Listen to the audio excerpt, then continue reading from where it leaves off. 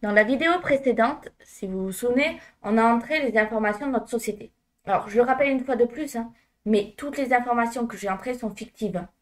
Je ne connais pas les adresses de ces personnes. Donc, c'est une pure coïncidence si quelqu'un habite réellement là. Alors, on va maintenant passer à la mise en page de la facture. Pour ce faire, on clique ici sur Personnaliser. Bien. Maintenant, dans cette partie, on peut voir qu'on peut configurer le visuel des factures. Alors, volontairement, je n'ai pas mis de visuel de logo. Maintenant, il est temps de le mettre ici.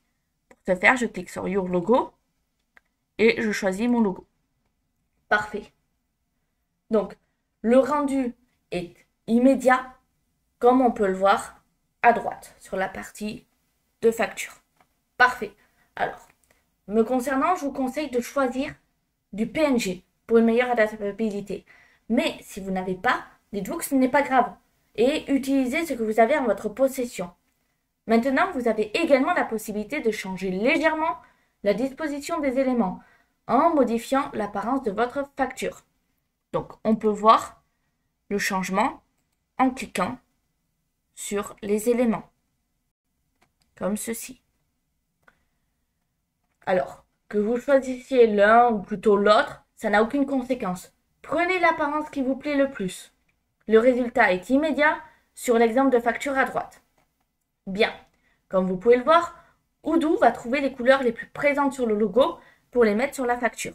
Donc bleu et noir, dans mon cas. Le premier cercle correspond à la couleur principale. Le second, c'est la couleur secondaire. Bien évidemment, c'est une proposition.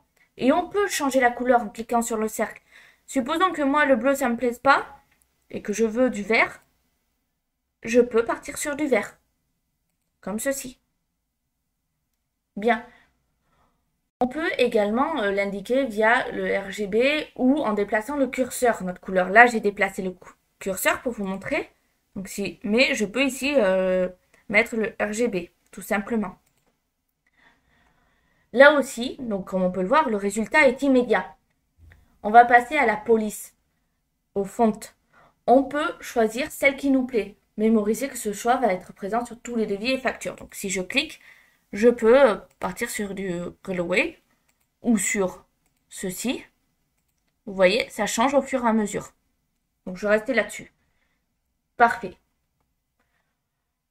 On peut aussi rentrer un slogan. Donc par exemple, ma société. Comme ceci. Alors, on peut aussi, si on regarde plus bas, là, mettre un pied de page.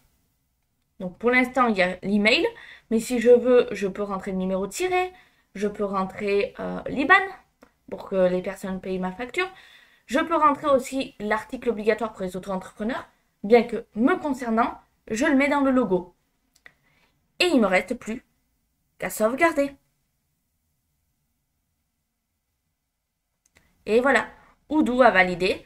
Je vous laisse regarder la suite des vidéos.